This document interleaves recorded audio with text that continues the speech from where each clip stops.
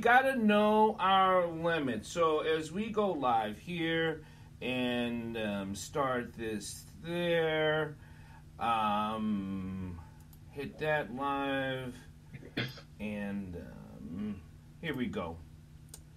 So I'm going to welcome, as everything starts popping on live here on Bridges Live with Dr. Paul, I want to welcome Mr. Vincent Leggett. Before we get there, we got to just make sure everything is getting recorded and, dedicated and popped on, and to make sure that you can always ask questions here on my YouTube channel or on Instagram or my Facebook.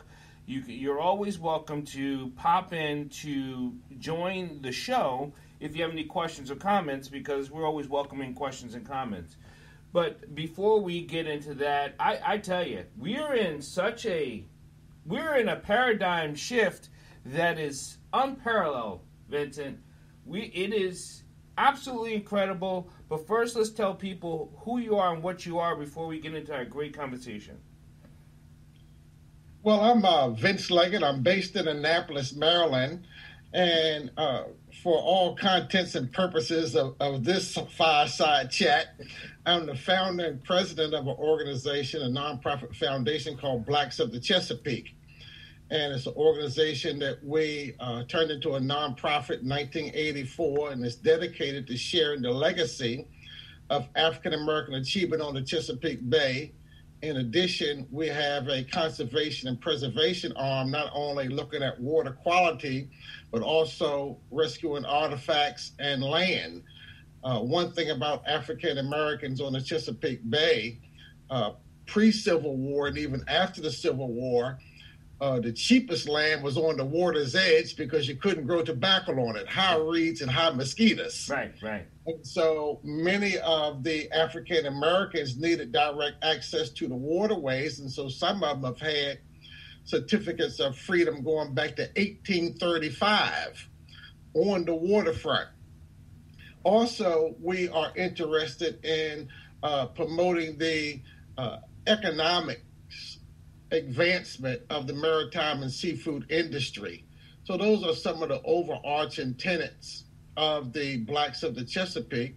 But I'm also the founder and president of a consulting group called the Leggett Group USA, and we are focused on government relations, public affairs, and advocacy. And in that role, I'm a registered lobbyist in the Maryland General Assembly, looking at issues like housing, education, historical, cultural preservation. So I imagine, Dr. Dyer, we will have a far-ranging conversation that might touch on some of those issues.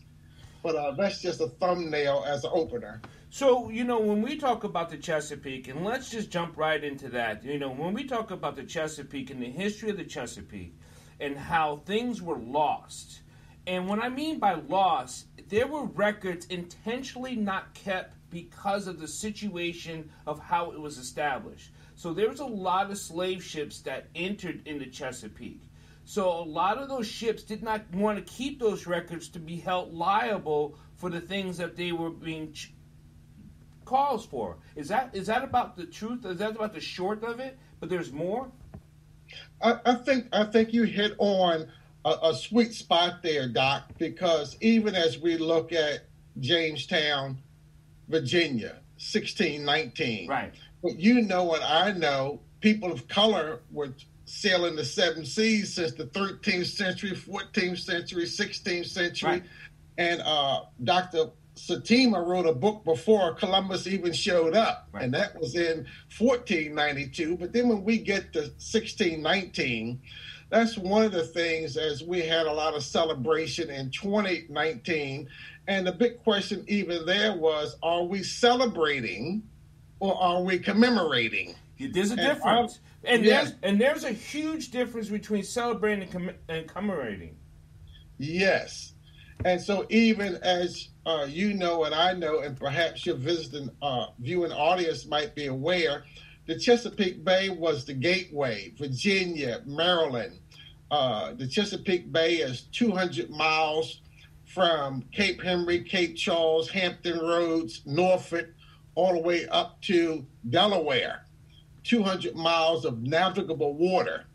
And so that was a gateway. And as Frederick Douglass and others described this Chesapeake Bay as a water of hope and a water of despair, going right back to the point that you were saying that many of our ancestors are buried in unmarked graves at the bottom of the Chesapeake Bay. And I'll talk more about that as we progress in our conversation. Because even there was a town, even in the South, where it was, I believe it was Alabama, where Africatown, where they recently did a study on where it was a town, the town came after with the slave owner, right? And the ship, and the ship that was founded had the records actually on the ship. So it's, for people to commemorate, do they need artifacts or they need facts? Like, are they looking for things, or are they looking for just facts to sustain the idea of what did happen? Because we have ideas and then we have facts. And a lot of people look for facts only to, supplement their argument for or against. And they don't really want to believe it. And yet that we know it had to have happened because of the area.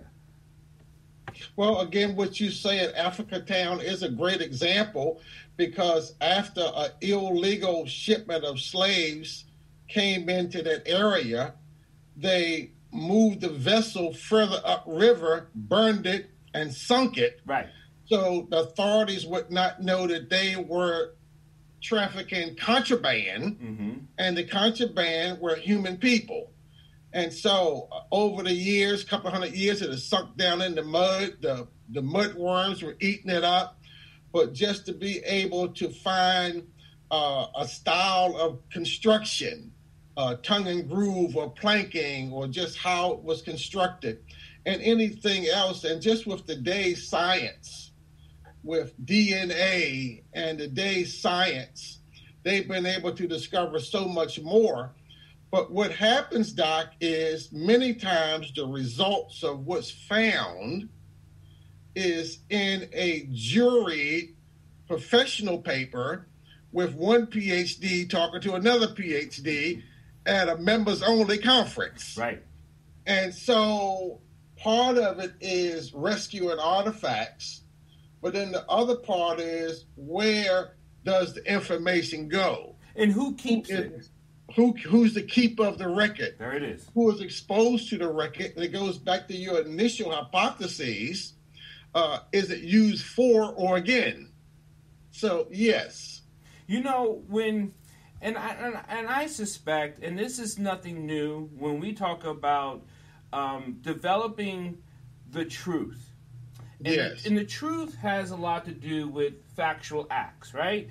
And when it comes to black heritage, because so many blacks, as an educator, you're also an educator. You worked in the public schools.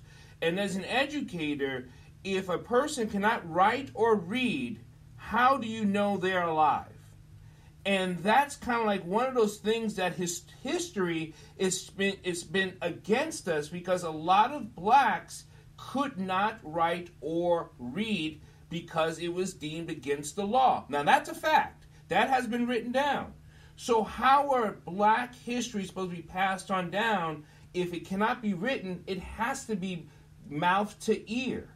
And if that is not taken as truth, then it seems like we are just making up our history. It's almost like an argument you can make against the Jewish, like there was no Holocaust. But the only reason why we know it's a Holocaust is because we found a whole bunch of dead Jews, and a lot of Jews lived, and so that's how we know it's a true fact. But since we can't find up and dig a lot of dead people or blacks, and we don't have any living slaves, it must never existed.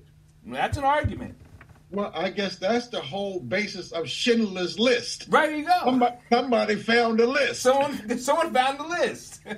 and I know that even as we look at the Chesapeake Bay, I mean, many of the, I'm a Harriet Tubman, anything Harriet I'm on top of. And I mean, I've been at Washington College up in Chestertown, reviewing the research papers of Earl Conrads and Sarah Bradfords, who wrote about Harriet Tubman in the late 1800s, and just reading the notes and the communications and those kinds of things with a mask on and white gloves. But in order to get into the vault, I had to show that I was a scholar, that I had a legitimate purpose to be there. And so other historians have written about Harriet Tubman. And somehow we get one or two of the writers that become the cat's meow of the Harriet Tubman story or the Frederick Douglass story. And so for so many years, people would talk about she made 19 trips and freed 300 people. Right. Well, some of the more modern day scholars say, well, I could only find 7 and 22 people. And so all of the people that have been saying 19 trips and 300 now has been trumped. And so I had conversations with the Ross family, and one thing I promised them is I'll always say Harriet Ross Tubman. Okay. Because many of the Ross people, her daddy's people, are still living in the greater Cambridge area. And so we had several different roundtables and forums as we were looking at the Harriet Tubman National Park over in outside of Cambridge area in Church Creek, and family members were sitting around the table, and they were talking to the scholars, saying that, well, my mama's mama told me A, B, C, and D, and then the facilitators would just hold a hand up saying, well, stop right there. Right. So what, this is speculation, and I'm going to ask you to speculate. Why do you think they asked you to stop? Well, I think that so often modern-day historians are looking for primary records, what kind of documentation. Everybody give you the story. You put 20 people in the gymnasium and tell them that the principal got on green shoes and yellow socks. Right. And by the time you pass green shoes and yellow socks around, he got a blue hat on. So they line us up and give us that drill. But I think part of it is the economics of history. So, history is a business. So, right. So now when we talk about economics of history, that then falls right into equality of history. Because when you talk about economics of history, once people know their history, now they have a claim. Now, I know that could be some type of legal issue, that could be what you call gets into the courts, but history is part of economics. Because the reason why history is part of economics, because it brings you to an understanding of where you started from. Yes, and I know in one of our previous conversations, I told you maybe around 2000, I'd made a speech that the Chesapeake Bay served as a gateway to freedom. Mm-hmm. The New York Times and the Washington Post picked up my speech. Okay. The Maryland Historical Society summons me to their Baltimore office and said, "Hey, Mr. Leggett, I hear you making some noises." This is how the conversation starts. I hear you down there making noises. And you mean they didn't say clamoring? You know, they didn't use that term. They gave you some respect and said noise. Noise, yes. And so I shared with them the sources that I used with William Still. William Still published a book on the Underground Railroad in the 1870s because he couldn't publish it before. And those that watched the movie Harriet saw him as a station master in Philadelphia. Right. And whenever an enslaved person reached Philadelphia, they did a debriefing. Where you came from, what was it like? Do you remember the master's name? What route did you take? Right. And so he published a book about the size of a 1970 Yellow Pages. Ooh. That was a pretty fat book in the 70s. And so everywhere in that book that said water, boat, creek, river, bay, I extracted. Now, I'm on the Chesapeake Bay. Let's say if we got a professor, a PhD from Ball State University in Indiana, okay, and the narrative says that JoJo and Bobo left Nominee's Eye and crossed over to Cattail Creek. It ain't going to mean nothing to that PhD out there in Ball State. But I went down to Nominee Eye, went over to Cattail Creek, and talked to the brothers over there. Gotcha. Saying, look, man, I got this account, and the guy say he backstroked across the river. I say, forget it, Vince, the current too tight. Now, he might have butterflied, but he didn't backstroke. Right.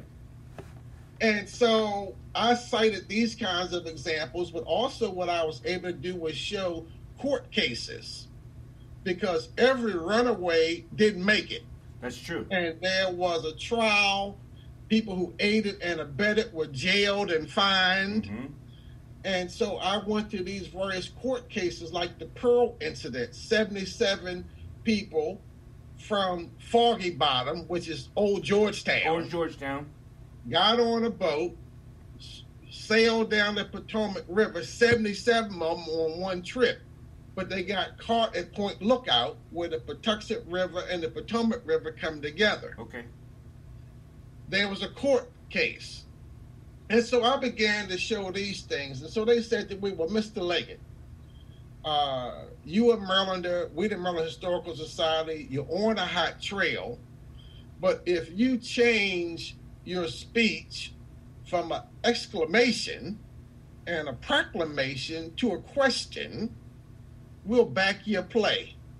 Well, Doc, their office was up off of Charles Street up in Baltimore. I'm kind of East Baltimore Vinny. I'm a country boy from East Baltimore. So I say, well, hold on a minute. I went outside, smoked 2 Newport cigarettes, and drank a hot Mountain Dew. I said, look, I'm pacing up and down Charles Street saying they're trying to play me. I know I'm on the mother lode. Right. I'm on a hot trail. Yeah. The beagles is barking, and they're trying to pull me off of the trail. Yeah.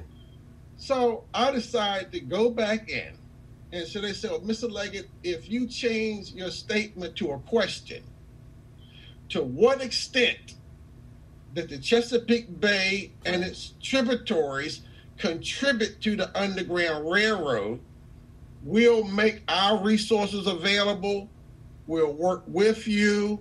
We'll back your play, because we would like to be a part of this breaking news. Okay, let's slow down just a little bit. If you had a question, and this is, if anyone had a question about what did the Bay have anything to do with slavery or the freedom of, what river are you talking about? Could they have come through if it wasn't this? Like, what other river would that's in this inlet? Is there another river that would travel that far besides the Chesapeake Bay? Because it goes far from Virginia, from the Virginia. 200 miles due north. Right. So what other waterway would have been taken? Well, I think part of what they were going on is blacks can't swim, blacks can't sail, but they've been swimming and sailing on the Chesapeake Bay, in the fisheries, in the oyster business.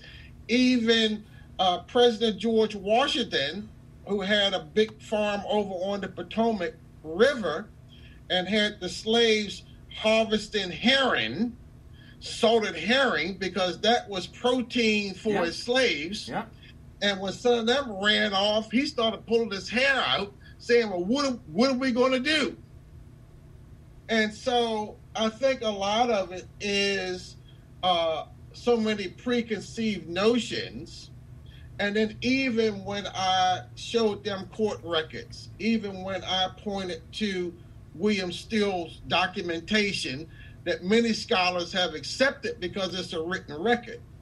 Well, I recently had given a similar talk to a bunch of scholars, and this very bright sister, PhD, when they started beating down on the fact that we as people of color were banned from reading, banned from writing, but now you're pressing me to show you a written record. Right, right. So that's kind of tough. She said time out. Watch this, Doc. She said time out. She said even George Washington's letters were edited because they knew that they will be under investigation. Okay, yeah. And the room got quiet, Doc. Even George Washington's letters, primary documents, had been edited because they knew that by him being the general, the first president, every audience coming for him was going to see the light of day. And people were cleaning up those documents. And so this whole idea that you then found some pristine documents that had no aiding or abetting, no one had much of a response to her. I know throughout history, from the different fraternities I've worked with, been in, that has spanned the test of time as a fraternal order. We pass a lot of stuff through word to mouth, right? As fact, because we trust the one we got it from, we hold it dear to our heart, and that's how we pass it along. I have had stories told by my great-grandmother, who was a Cherokee Indian, who was on the Trail of Tears. She was born in 1890. She died at 110. I was about ready to have my firstborn, who's the oldest, and she died the night before. She told me stories. My whole entire life was stories about the history, right? About what she went through when she was in the camps and the beatings and the rapings that she had from cavalry men. Now is that a story or is that fact? That is her fact that I hold to be true. As I tell my children, the story passes on about your great-grandmother. So this is a history, but now someone's telling me, or could tell me, that is not a true, accurate account of history. I have a problem with that. Yes, because even examples of the Ross family in Cambridge that was sharing the oral history that was passed down through their lineage. But then when the movies come out, it's the PhDs that are the consultants on the movie. When the exhibits are written, it's the PhDs that are writing the narrative, and the family is sitting there dumbfounded and pissed off. And even when we had the dedication of the Harriet Tubman National Park over in Cambridge, the mistress of ceremonies said that everybody on the platform, governors, potentates, delegates, senators, park service, whoever, that the order of ribbon cutting is going to be, if you're on the platform, you go in first. Okay. Well, none of the family members were on the platform. You follow me? I am. You see where the story is going? Yep. Well, I wasn't on the platform, but I was on the committee. I told the family, follow me. Because one thing about me, Doc, I know how to act like I'm in charge. Listen, I mean, I'm gonna slide in right behind the governor. And today, this is one thing about the Oprahs, the JCs, the Tiger Woods, or whoever. Mm-hmm. People really don't know who we are. That's right. Right. And people really have to be careful how they treat us and handle us. So I got in between the governor, the lieutenant governor, started chatting him up. They knew I was on the advisory committee. And Dina, my wife, and 4 or 5 of the Tubman family went in with me. Following the ribbon cutting, we went in. And sometimes you have to do it that way, because if you just wait, because I thought it was a sin and a shame that the family members, they acknowledge them as family members. Nobody is questioning them as family members, but this whole idea, people on the stage going in first. So where do you think this needs to go? I mean, that's one of the questions. That's just a point blank. So what's next? Well, I think that even myself, being a former school board president in Anne Arundel County, that's Annapolis, Maryland, BWI, that area is also Anne Arundel County. And Anne Arundel County has more shoreline than any other county in the state of Maryland. That's true. So as a school board member, rather than me complain about what the system had or didn't have, right, I began to write books and publish research papers and develop curriculum guides and then carry them through the various social studies and science review committees to get them approved as supplemental materials of instruction.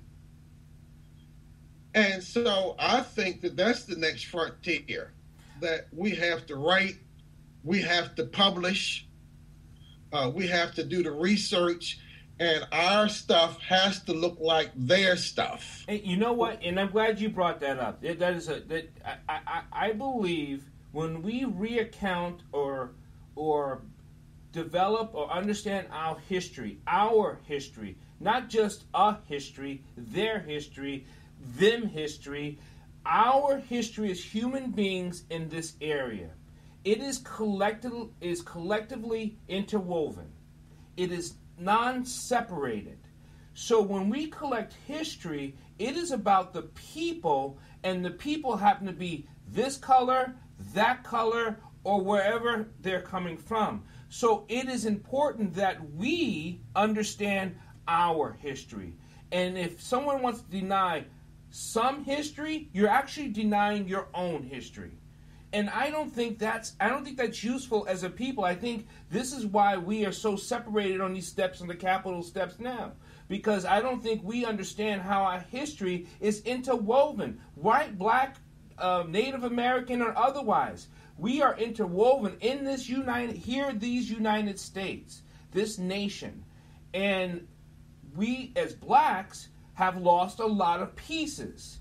But I think the other American, like white America, has lost pieces too because we're part of those pieces.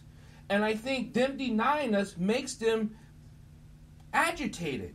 I think it's a deep-setting trauma even on their side. It causes trauma on the black side, but I think their deep-seated trauma is their avoidance of history as a whole. Well, I know I've had a couple of different instances where people I've collaborated with, and my focus is in the jingle, Blacks of the Chesapeake. I ain't hiding from it. Right. And people I've collaborated with come before me or after me on the stage and talk about it's American history. Right. It's all of our history. Right. And some days I'm feeling that more than others. Primarily because I know that as far as documentation and the purveying of white history, so much of it started on third base. Yes. My history is still on the parking lot. Right. It's one thing to be ignored from the record. It's another thing to be airbrushed off the boat. There's a difference. That's a very deliberate act. And you they just have don't want to show me on the boat. I got that. Right. But if I'm on the boat and you airbrush me off, it's some different part of your brain working, Doc. Yep. And I think that's what I'm saying. That they have a deep-seated trauma in their mindset because they want to eradicate us from the history. That's trauma related for them. We have a different set of trauma because we know we were there. We know what we know what we did. We know what we built. We know what it's all about. And now you're denying us. So we have our own trauma. And that's why when we look for our history to be told, it comes from a different point of view. But when it comes down to economics, if you deny it, you deny it all. You think you're just denying me. You're actually denying yourself. So let the history be told and let the chips fall where they may. Well, tell me this. I got a big 600 level class word for you, appropriated. Yes. That there have been several situations in my travels where the word and the concept of appropriation has been thrown on the table. Let me give you one or two, and maybe you can help me connect these dots. I was watching a Western. I love my Westerns.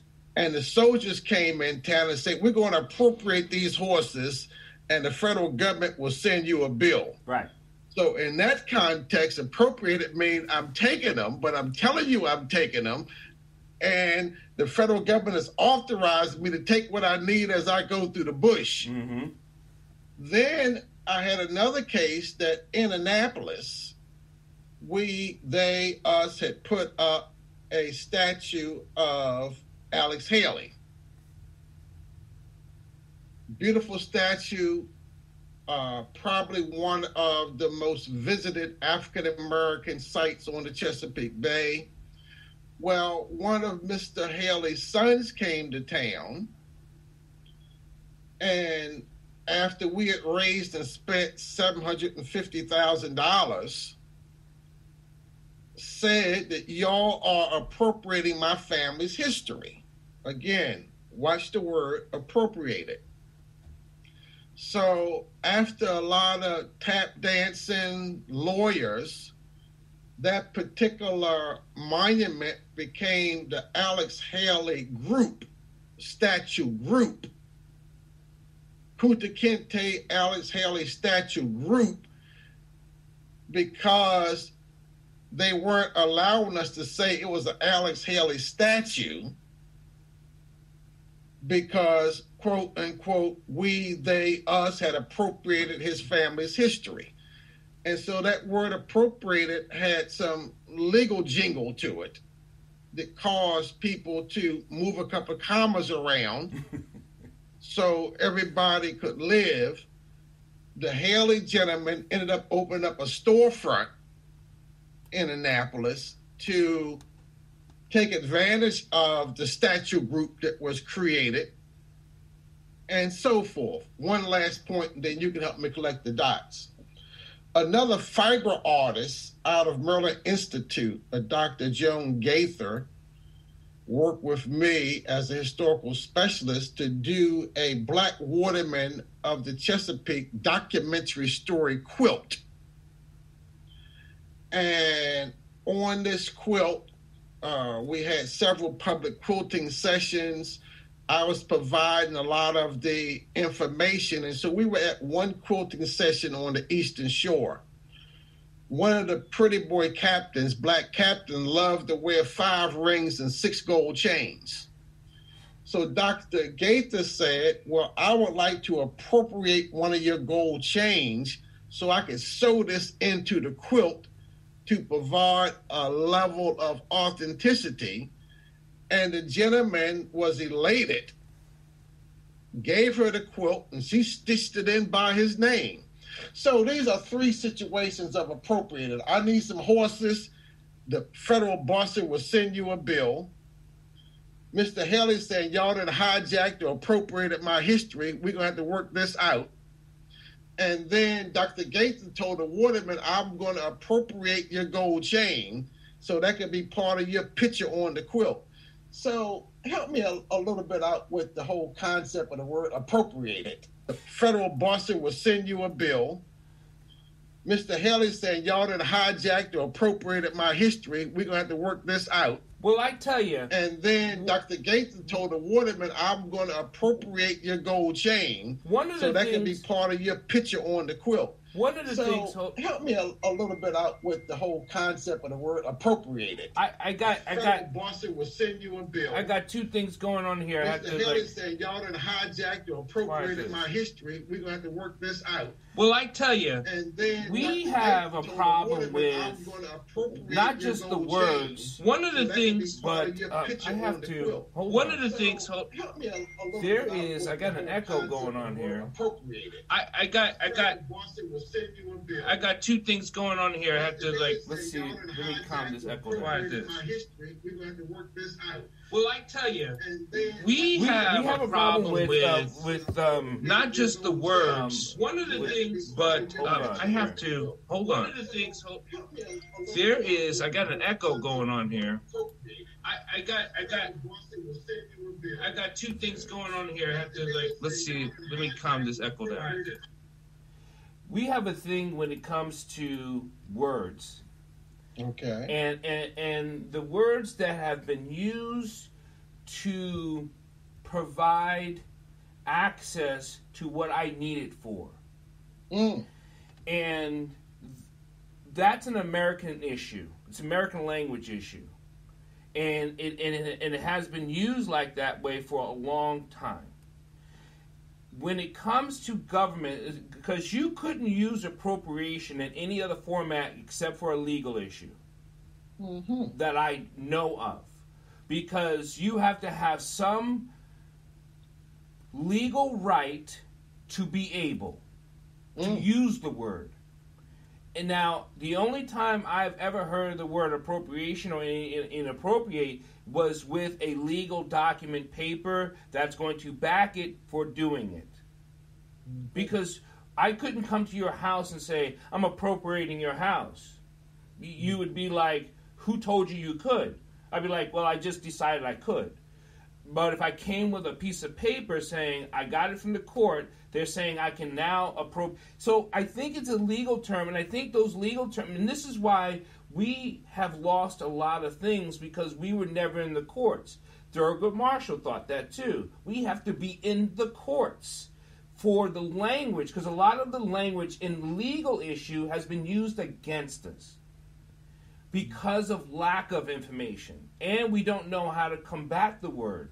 So when a person is using those words appropriate, or only when it comes to a legal term, we can only defend against it with another legal term, and I don't know what that is. Well, I can see that, because I guess even with my work in the legislature, that they have the Appropriations Committee, and no one can spend what hadn't been appropriated.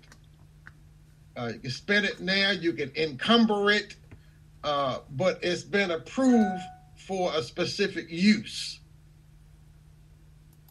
And so it was just interesting how, over a couple of years, I kept hearing this concept and been trying to kind of work it into my lexicon, because on one of my talks, my whole thesis was the history belonged to the people that made it. Now, and that's where I'm going to totally agree. We have bled, sweated, died, been killed for this history. To purposely airbrush us out, deny us, appropriate us from it, seems to be purposeful, intentional, and if that's the case, I would just like someone to tell me why you think that's good for all. And the only way you can come up with an answer that I have been thinking about it for a long time, the only way a person can come up with all to deny something from somewhere is because you are trying to hide the truth. And I understand a truth is perceptual gain from who is speaking. I get that. But when we talk about the collective truth, that's when I go back to our history. You are hurting everyone involved. I want to say thank you for Mr. Vincent Leggett. There's so much more to talk about this with, and so much more to do.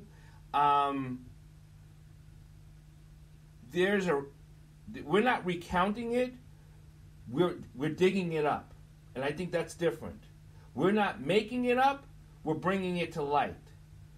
And once you bring something to light, it needs to be preserved. And that only takes effort and money. And that's the fact. That takes effort and money. And we're going to get it. Yes. Anything you want to say before we take off here, sir? No, but I just appreciate this forum and platform that you provide for us to let the viewing audience and the world know what's going on with this particular initiative, documenting and sharing the legacy and developing products. Because for me, in conclusion, Doc, is that the teachers can't teach what they don't know. Mm-hmm. Mm-hmm. And we can sit around and talk about what's happening in our schools, or why Black history is not taught, or why local history is not taught. But we, as keepers of the record, we have a responsibility. We can sit by and throw bricks in the wind and ride off, or we can step inside and begin to produce the documents and the documentation and train the trainer. That's right. And be a resource person for those, because I think that there is a willingness, but we have a responsibility to give them the tools to teach the courses. And we'll continue to do this because there's more work to do. We got some more documents to find. We got some more things to write up on. And we're going to get this done, because I think we can't shame people who are not shameful in what they're doing to hide the history, but we definitely can make it and put it in the face and say, this is just what it is. So yes, there it is. God bless you, brother. I will talk to you later tomorrow. And we got more stuff to do and more stuff to talk about. God bless, brother. All right. Thank you. God bless.